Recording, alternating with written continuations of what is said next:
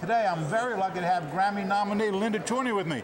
Yay! Nice to meet you, Herb. Nice to meet you, Thanks for coming by to the shore. We're at the shore. Look out the window. The water is out there, trust us. You're a singer, a songwriter with a Grammy nomination. Yes, sir. Let's talk about the Grammy nomination, how you received it, and then we'll go into some types of music and all that, and where the Grammy nomination fits into the genres. Talk to me about how you went through the process and achieved such a goal that a lot of people are trying to grasp, but they can't. Well, I'm pretty lucky that I got the golden ticket, but I went on Grammy 365, which is a site where a lot of independent artists are, and I submitted the album for a few things, including Best Americana Album, and then I just asked people to listen to the album, and they listened, they voted, and I got one of the top 5 spots, so I'm really excited about that. The process was pretty tedious to get to where you are today? Yes. It took you a lot of time, a lot of lady hours as opposed to man hours. Are you talking about just for the Grammy part or my whole life? No, the Grammy part. Okay. The life was another whole chapter. Yes, it was a few weeks of very hard work, just as far as the technical work of sending out a couple of thousand notes saying, would you please become my contact? And then if they accept your contact, then you can ask them to listen to your music. How did you find out about Grammy 365? Thomas Hutchings, he's my saxophone player, and he was a member of the Grammys. In fact, he's the only person I knew, period, from the Grammys before this process began, and now I know lots of wonderful artists, great musicians, Bobby Massano, blues player, and oh my gosh, I can't even remember all the names. Bobby Susser, who you'll see in Children's next year. Okay. All kinds of great musicians. Well, in other words, to get to where you are today, all you needed was a computer and chutzpah. A lot of nerve to get out there and do what you did. You sat in your house and just typed to everybody and got them. You created an online campaign for yourself. Am I correct in saying that? That's what I did.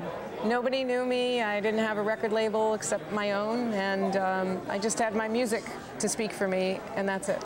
And talk to me about the album that they're listening to. Emotional Jukebox. Yes. It's a double album. I'm opening up my coat, and I've got all these different emotions on me because I'm made up of several. And I can be really happy sometimes and really pissed off sometimes. I think we're all in that category. Silly and serious. Yeah, I think we all fit those categories. And my music also, I like many genres of music, blues, rock, folk, classical. I wrote my own classical piece. Oh, wow. And therefore, the melting pot of music ended up in Americana, which is kind of a semi-undefined category because it crosses over so many genres, so I thought might as well stick it in there. What did Roseanne Cash say? It's said Americana is where they put you in, you don't fit anywhere else. I heard that. And the album itself, I was fortunate enough to have a gentleman by the name of Jonathan Schneider. We call him the Rock Doc. Right. And he gave me the money for the entire album based on the love of the music. Nothing more, doesn't want anything back. He was just, he was part of the process. Now, how did you find him, or how did you find you? He saw me perform in Aspen, Colorado in 2003, and we were friends after that. His entire family, his wife, wonderful. He's just a mensch. He's a great person. He gives to charities. He gives to musicians. I met my lead guitar player, multi-instrumentalist Jeff Pevar, who played on a lot of the album, most of the album, on bass and mandolin and banjo. And he was a friend of Jonathan, so he put him together. He says, hey, I want Jeff Pevar. And then I had Will Lee, who was a friend of mine, and Lisa Fisher from the Rolling Stones, and Leon Pendarvis, who's the music director for Saturday Night Live, is a friend of Jonathan's. So they all played on it. It was a dream album because I'm usually like one of those kids you see in a Norman Rockwell thing who are outside, or a Dickens film, you know, or looking at the candy store with a cold breath on the window saying, oh, I wish I could have that and that and that. And this time, Jonathan gave me the key to the store. Isn't that amazing? So I was like, oh, I get to use all these guys and take my time in the studio. If anybody's listening out there from Grammy 365, I couldn't have done it without you. And I think Grammy 365 is the greatest thing that Naris came up with. You know, hey, maybe one of us gets lucky enough to get in, and it allows independent artists to be heard. Let's take a few seconds to talk about some of the songs that are on Emotional Jukebox and the stories behind some of those songs. All right. Talk to me about some of the songs that are on. Well, Cherries. Cherries, that's on your website. Yeah. LindaChorney.com. Herb, you know I mentioned about my hat. This is my grandfather's hat, yes, and I'm really big into family, and I'm wearing this to my show tonight because it makes me feel close to him. And I wrote Cherries after an uncle had passed, and we were in hospice, and it's the first time I actually watched somebody in that situation pass away. Very sad. And on the other hand, shortly thereafter, my 45-year-old sister had a baby girl. Oh my God. And it just made me think about life. And if y'all listen to that song, if you actually put down any distractions and listen from start to finish, I promise you, you will take a journey through your whole life in 6.5 minutes. You might even cry. Unless you're really young, then you'll get lost after you had your first cigarette and auto wreck. But what else is on there? Talk me about another song. Penguin Blues. Tell me about it. Penguin Blues is about when you're with somebody for a while, and then all of a sudden you just don't feel it anymore. No. Then it's time to go. Time to fly. I was in Antarctica actually, and that's Penguin. Exactly. And my executive producer Jonathan, we actually had a little bit of an argument about this because he's a bit of a blues aficionado and loves them so much. And he goes, "I've never heard a blues song before where you sing about penguins. What?